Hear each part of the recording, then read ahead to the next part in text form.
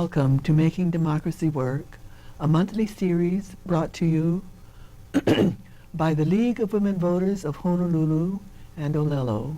We talk about topics of community interest, and what is of more community interest now than the extension of the tax to construct rail and the issuance of general obligation bonds to finance the construction of rail by the city.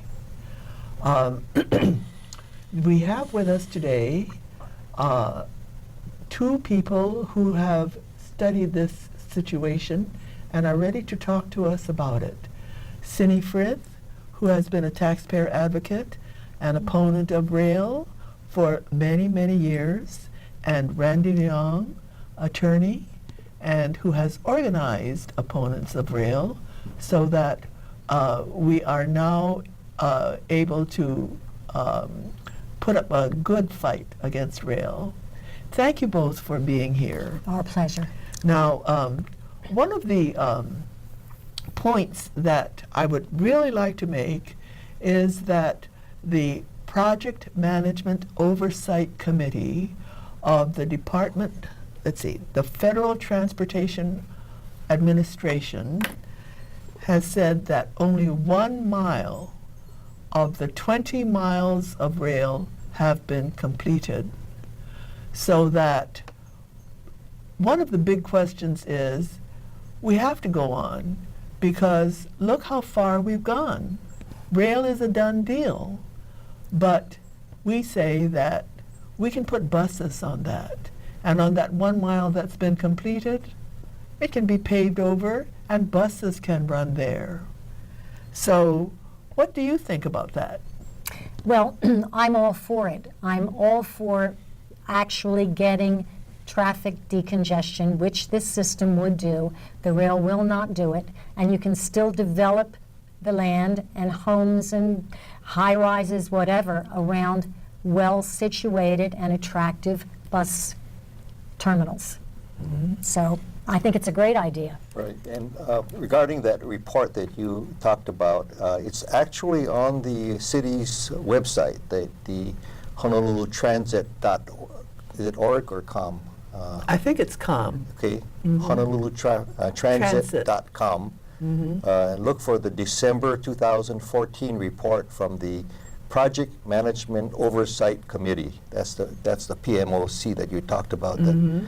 that reported that only 1 mile has been completed. But if you look at the report carefully, on page 3 they give you a summary of some of the findings, and what they say is that the cities, and Hart specifically, their cost cutting and their practices are far short of what it should be, to the point that it's alarming. You know, they use that word alarming mm-hmm. to them, and I think that's a big red flag. And mm-hmm. So that's a very important. And they go on further and say that the efforts by Hart is not sufficient. So that, I think that's another negative thing that comes up that we should consider. There's a real problem when you have a semi-autonomous agency, which is what Hart is, because they can have meetings that are public, and then they don't have to follow the sunshine laws. They can have meetings that are private. And there's a lot of wiggle room here, what they can, will, should do. And even the city council members have had a lot of difficulty. In some ways, they've gotten very little cooperation from the Hart people. They come and talk, but they're not fulfilling, especially the financial piece, to the comfortable extent for the city council to make decisions that will affect us taxpayers and millions of our dollars. So this is very troublesome. Yes, and what you said just reminded me of that incident in November involving Obamacare with Jonathan Gruber. You remember him? Jonathan Gruber from MIT. He came out and admitted on on national television mm-hmm. that they had to hide many of the facts and make it very complex so that the public, he accused the American voting public as being stupid, and said that they had to hide many of the things and not be transparent, or Obamacare would never have passed. And it's very reminiscent to what's happening here, right here in Honolulu. No question about it. No question about it. So. Cindy, I understand that you go to all of the HART meetings. Well, I wouldn't say I go to all of them, but I have started to go to all of them. And it's a very interesting 3 or 4 hours spending listening to them talk and getting to know them. Where do they usually meet? They're, to the best of my knowledge, they're meeting in Kapolei for the most part. Yeah. In a downstairs, out of the way room, which is very nice, very comfortable. The entire HART group is there. I think they're... Will they take public testimony? Yes, they're very willing to take public testimony, which I gave about Natalie Ross's piece in the January Is there a Star time limit? Advertiser. Not really. I see. If there's no jingle jangle bell necessarily that goes on. I think if you get beyond 5 minutes, then I they're see. going to. Oh, 5 Yeah. minutes is quite That's a lot. good. of Yes, you can testimony. say a lot. Yeah. Yes, at the city Yeah. council, they're 1 minute. limited to 1 minute. Yeah, yeah. So, yes, so that anyone who's interested in what's going on with rail can attend the HART meetings. And they're posted on the HART website, Honolulu Transit. I don't know whether it's com or org. I think it is or- calm. I think it's You calm. know? No, it's org. It's org. Right. Well, I was wrong. Okay, we got it. All right, HonoluluTransit.org. There you Okay. see it, right there. So if you're interested in what HART is doing and want to go to their meetings, well, here's living proof that you can do it. Yeah, that's exactly right. And it is informative. You don't have to stay for the whole time. I presented Natalie's paper there because I felt that the members of the HART community needed to know what a professional CPA and advocate for the people thought about this get tax. So. Yeah. Okay, and also I understand you've been looking at a report from the Department of Transportation about rail's financial plan. Absolutely, Yes. Pearl. Now, this financial plan that I've been looking at is back from 2010, December of 2010. So that would be 4 full years ago.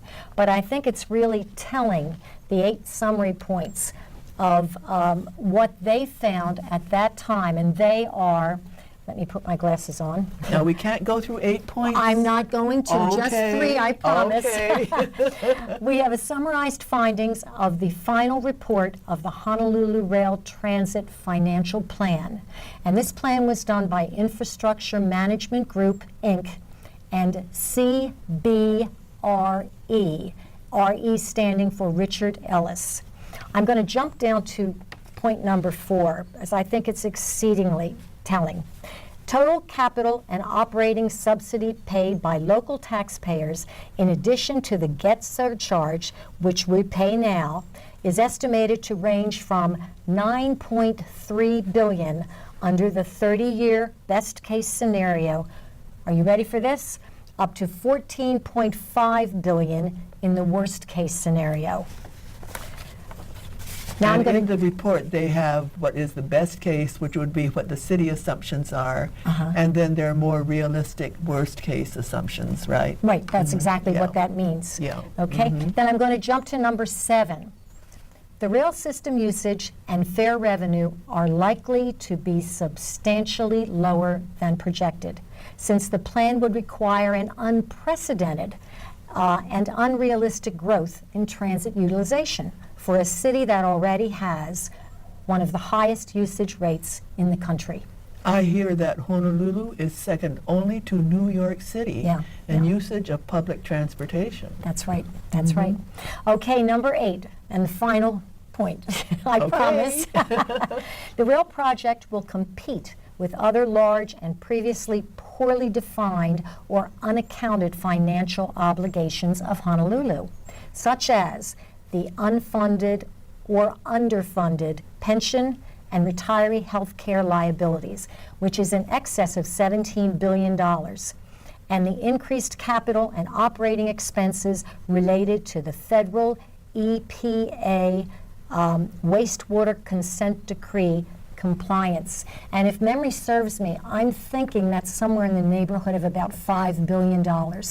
So there's no way that we are going to be able to stay under the 20% budgeted to pay back all of this debt. It's all debt. And still have this be just 20% of the budget. Yes. And now, the city is discussing issuing general obligation bonds to construct rail. On February 11th, the Budget Committee will meet to talk about authorizing the issuance of bonds for construction of rail. The main concern of the city has been expressed by Ann Kobayashi. What happens if Hart cannot pay back the bonds? And Randy, I think you have a lot to say about that, right? Yes. Ann Kobayashi, who's been, very much on top of the financial situation. She's the chair of the Budget Committee for the City Council. And in the last meeting that they had on this resolution 15-7, that's the one regarding the general obligation bonds, she gave a summary not at the end, but near the end of the meeting. And these are some of the points that she made, which I concur with totally. She's saying that, number one, that any debt that the council commits to this project is going to be co-signed by each of the Honolulu residents. We're co-signers on that obligation because if it falls short, it comes back on us. And she did say that there's not enough money there to cover what's already over budget. And she's saying that some people are looking at the real property tax as the next bag of money that they're going to go after. But anyway, an important thing that she brought up was that the city always blames that overrun on the two lawsuits that were filed against Hart and the city.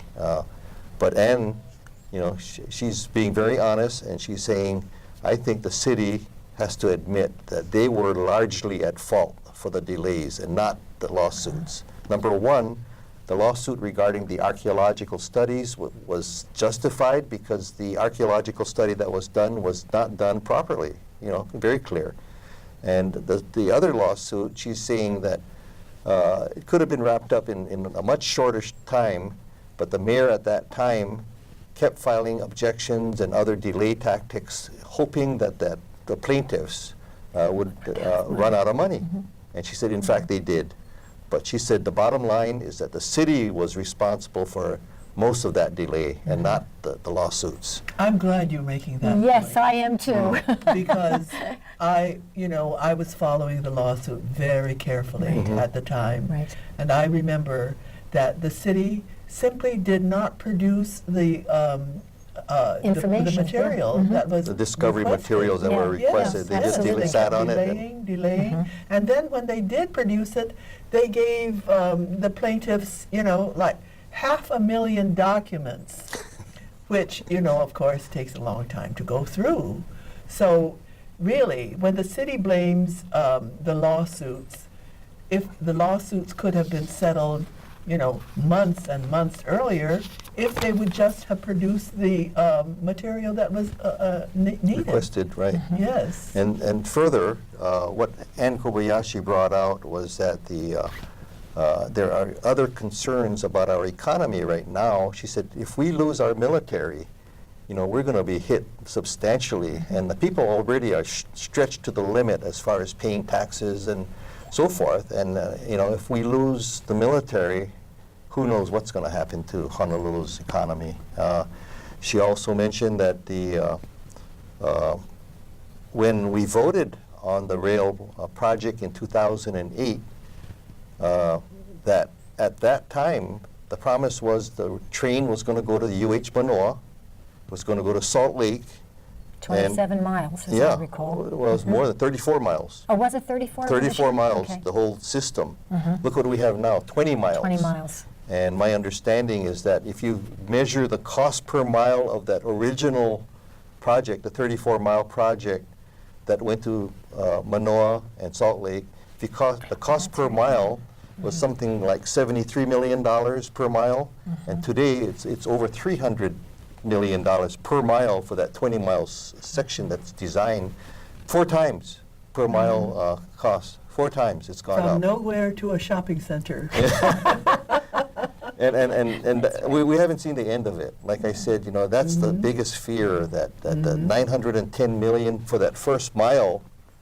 I mean, we got Yes. 19 miles to go, and the Yes. hard part is coming. So, Yes, you know, yes. some people are saying 10 billion, here we come, you know. And Right. if you look at the big dig, you mentioned other projects on the mainland, and we haven't gotten into that. But in Massachusetts, Boston Harbor, they had a project called the Big Dig. And at the time that it started, the estimated cost was about $4 billion, which is similar to our rail. When they finally finished it, the total cost was $14.7 billion. So almost, 4 times, 3.5 times the original estimates.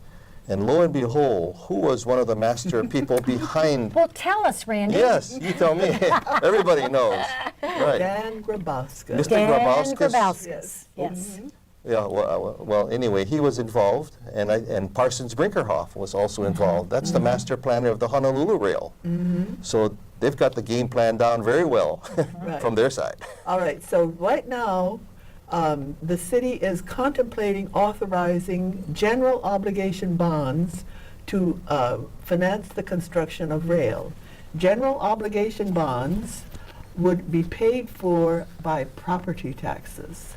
That would be the main source of income for the city.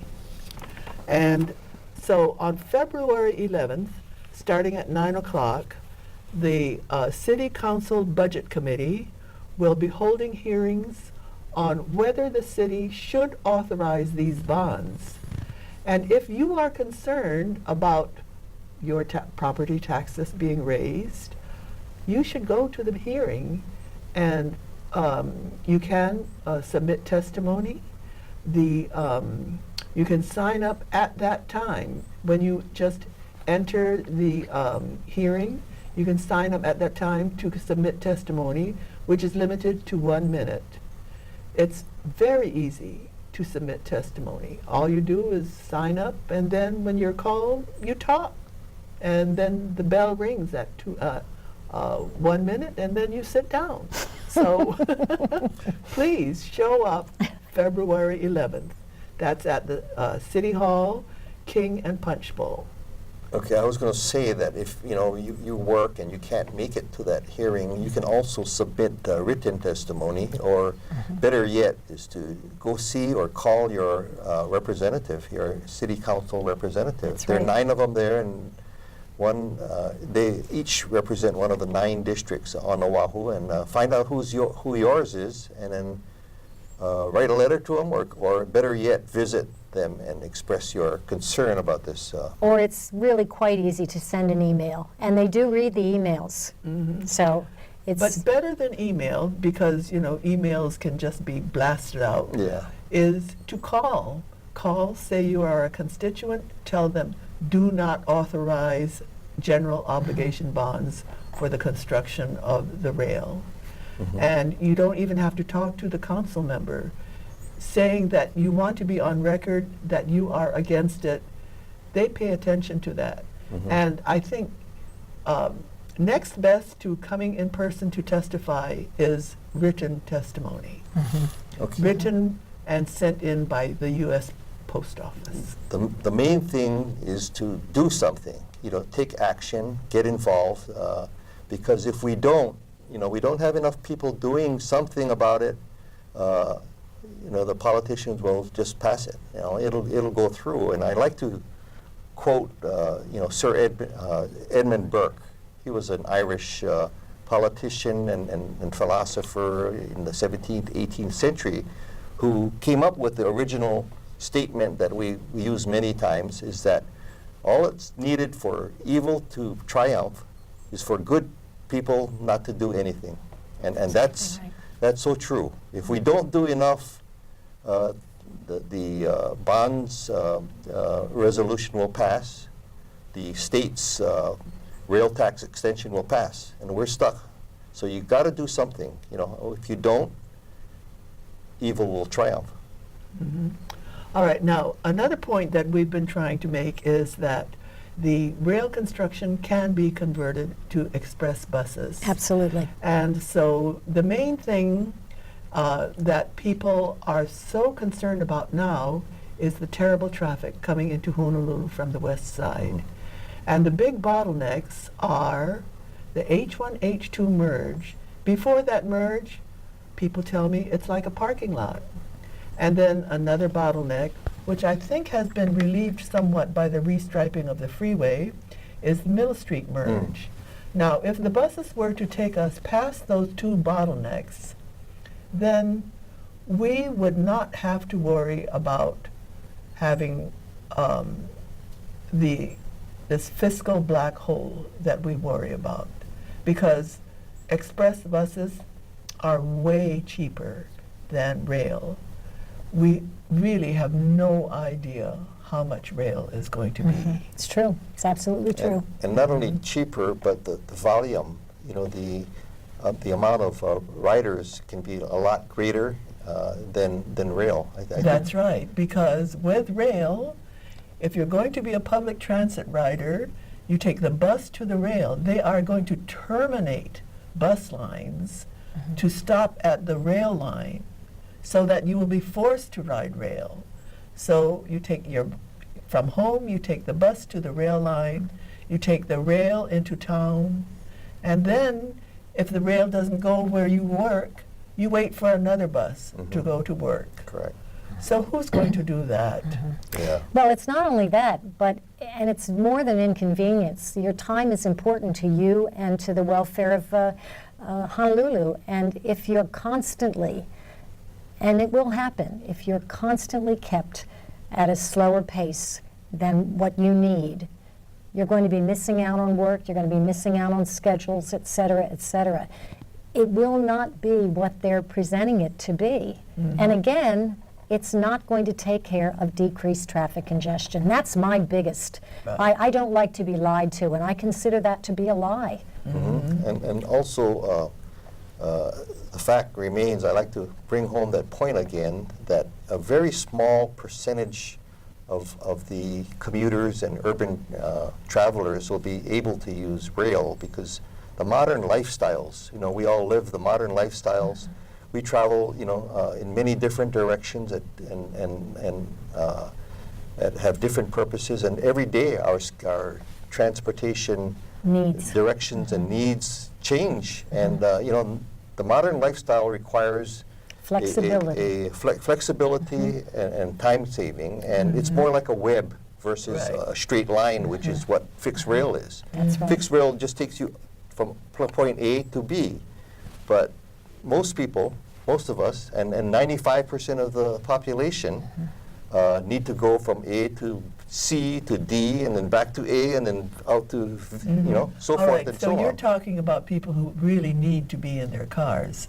However, let's talk about the people who can use public transportation. They can be picked up from their own neighborhood, and Absolutely. then That's what I was getting to. and yes. then they can be sped. Once they get onto the elevated highway, they can be sped at 55 miles an hour into town. On the train, the average speed at the best would be 23 miles an hour. A train is like an elevator where you get on at the first floor and you stop at every floor. The train has to stop at every stop. And so with buses, you can get on in your own neighborhood and you take the bus to your place of work, and it's much faster and much cheaper. And the capacity is much greater because you don't have, I mean, right now they're looking at rail stopping every intervals of 5 minutes and 10 minutes. But a bus, you know, you can put on as many buses as you want, as you need. So the capacity is much greater. And if my thinking is that if the guideways capacity is not fully used, you can open up the use to maybe like van pools and other smaller vehicles that can service, maybe perhaps private schools or maybe just UH students. So you can get onto a van pool, let's say at the Mililani Transit Center, and then ride straight to the UH. And the time that you're going to save is going to be tremendous. And What you're talking about here really is summed up in one word. It's flexibility with the bus system, period. And there are many ways to configure it. You have the flexibility. With a guideway that's set, that's what you have. yeah, but it's more than flexibility because it talks about convenience, because it's closer to your home. You can park at the transit center rather than Absolutely. trying to park at a parking lot, one of the parking lots at the train station, and time saving because, And a highway can be used all the time. Train tracks, they are used only by trains, Right. which even if they came every 5 minutes, then for 4.5 minutes, 4 minutes and 50 seconds, they would not be used. We would have empty train tracks up there, whereas with a road, buses and cars and vans. could be 24/7, used. 24/7. Okay, we're out of time. Thank you so much, You're City more than Fred. welcome. You're more than welcome. Yes. Thank you for your efforts and going to those heart meetings and testifying. Yes. You're more Randy than welcome. Leong, thank you for organizing us, calling these meetings. We really need to organize in order to stop the extension of the rail tax at the state legislature and at the city council to stop them from issuing bonds in our name, which we would have to pay off from property taxes. Thank you very much. Thank you for having us. Thank you.